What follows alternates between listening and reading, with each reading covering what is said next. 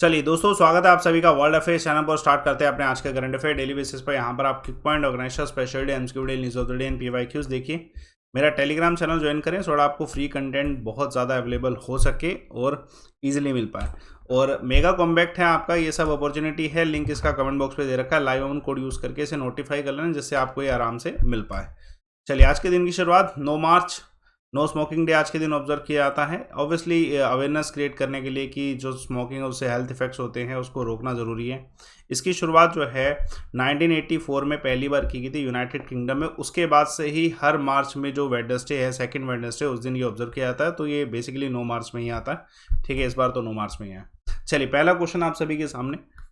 अभी हाल फिलहाल में इंडिया का जो फर्स्ट इंडिजिनियस फ्लाइंग ट्रेनर है, ठीक है, हंसा एनजी, ये सक्सेसफुली इसका सी ट्रायल कंप्लीट हुआ। ये कहाँ पे हुआ है ट्रायल? तो ये ट्रायल पौंडीचेरी में हुआ है। ये फर्स्ट ऑफ इट्स काइंड है, इंडिजिनियसली डेवलप्ड एयरक्राफ्ट ट्रेनर है हंसा एनजी। डेवलप किसने किया है? सीएसआर नेशनल एरोस्पेस लेबोरेटरी के द्वारा। ट्रायल इसका कहाँ पे हुआ? पौंडीचेरी में हुआ। और किसके व्यू में? तो Directorate General of Civil Aviation के व्यू में। अभी इसके जो हैं 37 फ्लाइट्स 50 आवर कंप्लीट हो चुके हैं। कुछ और आर्स, कुछ और नेसेसरी जो इन्फॉर्मेशन है वो चाहिए होगी, जिसके बाद इनको टाइप सर्टिफिकेशन मिलेगा डीजीसीए की तरफ से। और ये सर्टिफिकेशन को कंप्लीट होने में अप्रैल 2022 तक का समय। उसके बाद से इसकी जो है मैन्युफैक्चरिंग इंडस्ट्री के लिए स्टार्ट हो जाएगी। कुछ खासियत है इसमें, मोस्ट एडवांस फ्लाइंग ट्रेनर है ये अभी तक का इंडिया का इंडिजिनसली बिल्ड। इसमें रोटेक्स डिजिटल कंट्रोल इंजन है और बहुत सारे अलग से फीचर हैं। जो इसका सी ट्रायल हुआ था, इसमें इसने 140 नॉटिकल माइल ट्रैवल किया है 1.5 घंटे के आसपास में, 155 किलोमीटर आर की स्पीड से। चलिए देखिए दूसरा क्वेश्चन। हाल फिलहाल में जो है नितिन चौग, फेमस नाम है ये भी, इनको डीएमडी बनाया गया किस बैंक का? तो ये इनको स्टेट बैंक ऑफ इंडिया का डीएमडी बनाया गया, डेप्यूटी मैनेजिंग डायरेक्टर। और इससे पहले ये क्या थे? ये इससे पहले जो है farmer Ujjivan small finance bank के सीईओ थे नितिन चौग। अब ये डेप्यूटी मैनेजिंग डायरेक्टर हैं एसबीआई के। एसबीआई में इसलिए इन्हें अपॉइंट किया गया, कारण इसका है डिजिटल बैंकिंग ऑपरेशन के लिए। तो ये एग्जीक्यूट करेंगे बैंक की डिजिटल बैंकिंग स्ट्रेटजी और बिजनेस प्लान, उसी पे जो है काम करने वाले हैं। अगर देखा जाए इनका इनिशियल जो टर्म होगा वो 3 साल का होगा, उसके बाद मे बी कंटिन्यू किया जाएगा। और ठीक है, इससे जो है पहले ये एचडीएफसी बैंक के साथ भी रह चुके हैं, ग्रुप हेड रह चुके हैं डिजिटल बैंकिंग के। उसके अलावा अभी एसबीआई ने चीफ फाइनेंस ऑफिसर भी अपॉइंट किए थे प्राइवेट सेक्टर से ही। चलिए देखिए महत्वपूर्ण सवाल। Indian women cricket captain Mithali Raj आप सभी जानते हैं। तो इनका ये फर्स्ट वुमेन प्लेयर है जिन्होंने कितने एडिशन में पार्टिसिपेट किया वर्ल्ड कप के? तो ये अभी जो चल रहा है 6 एडिशन है। तो इट्स अ रिकॉर्ड की 6 एडिशन में पार्टिसिपेट कर चुके हैं। तो फेमस नाम है कैप्टन मिथाली राज जो है, इनका मैसिव माइलस्टोन कह सकते हैं। ठीक है, अगेंस्ट अभी वर्ल्ड कप जो चल रहे हैं, है ना, उसमें क्या है कि ये पाकिस्तान के अगेंस्ट अभी टूर्नामेंट होता है, उसी में इन्होंने पार्टिसिपेट भी किया है।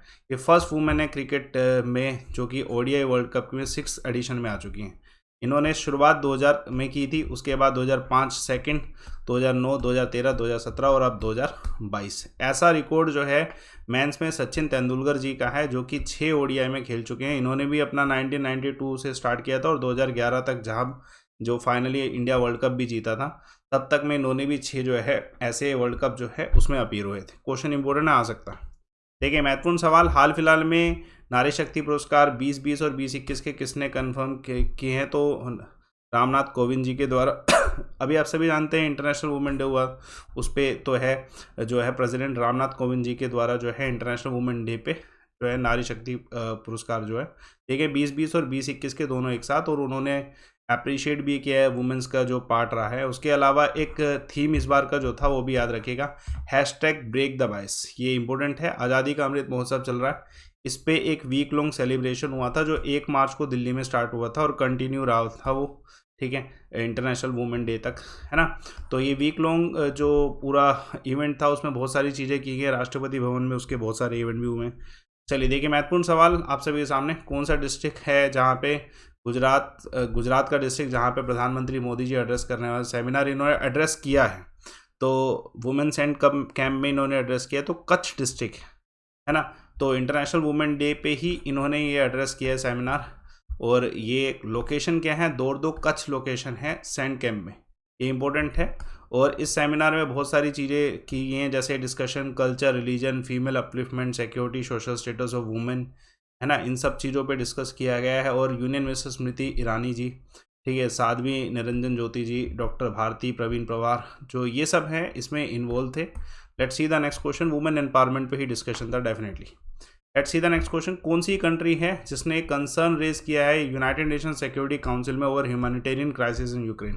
तो इंडिया ने यहाँ पे अपना मूव लिया है, इंडिया ने ये कंसर्न जताया है। India is not against Russia, ये क्लियर कर देते हैं हम आपको। India is not against Russia, बस ह्यूमैनिटेरियन बेसिस पे जो है इंडिया ने ये statement UNESCO United nation security council में कही है। तो इम्पोर्टेंट है, इंडिया ने बस इतना कहा है कि यूक्रेन में जो कंडीशन ख़राब हो रही है, ह्यूमैनिटेरियन क्राइसिस जो हो रहे हैं, जैसे जितने भी जो है लोग जिनकी मृत्यु हुई है उनके ऊपर कुछ पॉइंट रखे हैं, और थैंक्स भी किया है इन्होंने यूक्रेन की सरकार को, इवन बाकी अदर कंट्रीज़ को, कि उन्होंने हमारे इंडिया के जितने भी यूथ थे, इंडियन नेशनल थे, उनको एस्केप कराने में हेल्प करी है। ये सब चीज़ें स्टेटमेंट कही गई हैं हमारे जो परमानेंट रिप्रेजेंटेटिव मिस्टर त्रिमूर्ति जी के द्वारा, है ना। और रेफ्यूजीज़ का इशू उठाया दोबारा कि अब इसमें सीज़ फायर की ज़रूरत है, डिप्लोमेसी की ज़रूरत है कि जो रेफ्यूजी हैं वो उनको जो है पनाह दी जाए हर एक जगह पे। तो ये सब डिस्कशन जो है किया गया है ना, एक तरीके से एक जो कह सकते हैं मूव है इंडिया की तरफ से। बहुत इंपॉर्टेंट क्वेश्चन, कौन सी ऑर्गेनाइजेशन के द्वारा लेटेस्ट में अपडेट दिया गया कि 406 सिविलियन मर चुके हैं यूक्रेन में? तो ये तो एक आंकड़े हैं, ये यूनाइटेड नेशन के द्वारा दिए गए हैं। यूनाइटेड नेशन ह्यूमन राइट के ऑफिस से आंकड़ा आया, कंफर्म किया इन्होंने कि 406 सिविलियन यूक्रेन में जो है इनकी मृत्यु हुई है रशियन इन्वेजन की वजह से, और 801 के आसपास लोग इंजर्ड हुए, सिविलियन इंजर्ड हुए, ठीक है, इस पूरी फाइट में। ये अपडेट है, और ये सिर्फ और सिर्फ कह सकते हैं कि अपडेट ऑन पेपर है, अदरवाइज कंसिडरेबली फिगर्स तो हायर ही होंगी, डेफिनेटली 1000 प्लस ही होंगी, है ना। तो ये सब चीज़ें लेटेस्ट अपडेट मिली हैं। अभी सीज़ फायर चल रहा है, लेकिन अभी आप सभी जानते हैं कि रशिया ने सीज़ फायर जो है थोड़ी समय के लिए किया, और पॉसिबली अब सीरियंस को हायर किया जा रहा है, तो अटैक और भी खतरनाक हो सकता है सीज़ फायर के बाद। Let's see the next question, कौन सी कंट्री को जो है अश्योर किया गया है कि नाटो इन देशों को प्रोटेक्ट करेगा रशिया से? तो यूएसए ने अश्योर किया है बाल्टिक स्टेट्स को, ठीक है। तो ये इंपॉर्टेंट है, बाल्टिक स्टेट्स आपको पता होना चाहिए कि बाल्टिक स्टेट्स जो 3 हैं, ठीक है, लताविया, लिथुआनिया एंड एस्टोनिया, ये तीनों के तीनों मेंबर हैं नाटो के, और रशिया से इन्वेजन का डर इनको भी है। तो रशिया को, ठीक है, काउंटर करने के लिए नाटो यहाँ पे इधर ज़रूर प्रोटेक्शन करेगा, ऐसा यूएसए का दावा है। यूएसए के जो सेक्रेटरी ऑफ स्टेट है एंटनी ब्लिंकन, इन्होंने हाल फिलहाल में अश्योर किया है लुधियाना को, क्योंकि अभी ये इधर गए हुए थे, ठीक है। इधर की जो कैपिटल है विल्नियस, यहाँ पर इनका विजिट हुआ था, और उन्होंने अश्योर किया है कि अगर किसी भी तरीके का रशिया अगर इन्वेजन करता है तो आप तो नाटो का हिस्सा, क्योंकि यूक्रेन तो नाटो का हिस्सा है ही नहीं, तो इस वजह से वो प्रोटेक्ट नहीं कर सकता नाटो। लेकिन क्योंकि यूएसए ने पहले भी स्टेटमेंट को कहा था, तो डेफिनेटली ये प्रोटेक्ट करने वाले हैं। Let's see the next question, recently Craig Ervine जो है full time limited over captain बने हैं, कौन सी टीम की क्रिकेट टीम से संबंधित? तो जिम्बाब्वे हैं। यहाँ पे बहुत सारी चीज़ें अपॉइंट की हैं, बहुत लोगों को अपॉइंट किया गया as a captain, as a coach, तो मैं सब बता देता हूँ। तो क्रैग कैरविन जो है ये जिम्बाब्वे के फुल टाइम जो है लिमिटेड ओवर 50 के जो मैच हैं उसमें कैप्टन घोषित किए गए। बाकी जो है सेन विलियम्स को टेस्ट टीम का कैप्टन बनाया गया है। उसके अलावा जो बैटिंग कोच बनाए गए हैं, लेंस क्लूसनर को बनाया गया है ना, और ये भी क्वेश्चन आ सकता है, असिस्टेंट कोच बनाए गए, स्ट्रोट को असिस्टेंट कोच बनाया गया है ना। उसके अलावा जो है रेगिस चैगवा जो है वो तीनों के तीनों फॉर्मेट में वाइस कैप्टन की तरह काम करेंगे। तो अभी कुछ टूर्नामेंट्स भी होने वाले हैं, इसलिए ये अपॉइंटमेंट हुई है, तो मे बी डेफिनेटली आपको एक क्वेश्चन मिल सके। ऐसे ही जिम्बाब्वे की जो वुमेन टीम्स है उसके कैप्टन बनाया गया मैरी एनी को, है ना। और उसके अलावा कोच किसे बनाया गया, तो ध्यान रखिएगा कि गैर ब्रेनेट जो है इनको कोच बनाया गया। Let's see the next question, recently कौन सी कंट्री है जिसने एक्सचेंज ये अनाउंसमेंट की है, ठीक है, कि जो रशियन ETF ट्रेडिंग है इस कंट्री में उसे सस्पेंड किया जा रहा है, ठीक है, फॉर अ वाइल।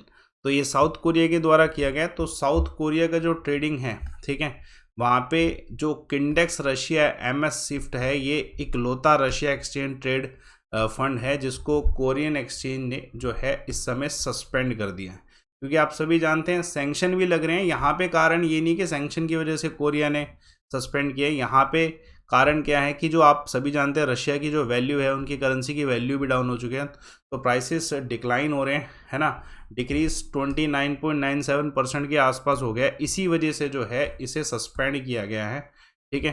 तो यही सिर्फ एक कारण इसमें बताया गया। क्विक पॉइंट देखिएगा, UNEP ने हाल फिलहाल में कोलैबोरेट कौन सी स्टेट गवर्नमेंट के साथ किया है? माझी वसुंधरा कैंपेन के लिए, तो महाराष्ट्र के साथ। कौन सी स्टेट के सीएम है रिसेंटली जिसने कहा है कि Budhni to be the country's first water plus town? तो बुधनी जो है हमारे देश का पहला प्लस टाउन है, वाटर प्लस टाउन है, मध्य प्रदेश के सीएम ने। तो लोकेशन भी पता चल गया आपको। इंडिया का रैंक डेमोक्रेसी इंडेक्स 2021 में कितना? 46। कल मैंने आपसे एक सवाल पूछा था, कुतुब मीनार का कंस्ट्रक्शन किसने स्टार्ट किया? तो स्टडी टॉक के द्वारा। बिल्कुल सही आंसर दिया है कुतुबुद्दीन ऐबक के द्वारा। और ध्यान रखिएगा आज का सवाल आप कमेंट बॉक्स में ज़रूर बताएं डिटेल तरीके से, इसमें से कौन किसी भी हाउस का मेंबर नहीं होता? तो डिटेल तरीके से बताइएगा और मेरा टेलीग्राम चैनल ज्वाइन करें। आज मैं आपको यहाँ पे 3000 प्लस अराउंड जो है क्वेश्चंस का एक PDF ऐड करने वाला हूँ बाय 8 AM, और मे बी इससे पहले ही डाल दूंगा। तो ये टेलीग्राम चैनल ज़रूर ज्वाइन करिएगा जिससे आपको जीके करंट अफेयर का PDF मिल सके। रिपोर्ट एंड विन का ऑप्शन यूटिलाइज़ करिए, लाइव अमन कोर्स यूज़ करिए, और इसको जो है लाइव अमन कोड को यूज़ करके किसी भी एग्ज़ाम में जुड़ सकते हैं। अगर आप चाहें, जैसे कोई भी SSC, railway, defence, what exam, code use करिए, बेनिफिट उठाइए। नए बैचेस भी स्टार्ट हो गए, नए ऑफर्स भी आ चुके हैं। लाइव अमन कोड से डिस्काउंट आपको डेफिनेटली मिलेंगे हर एक एग्जाम में। सेशन को लाइक करिए, शेयर करिए, चैनल को सब्सक्राइब करिए। Thanks a lot for watching.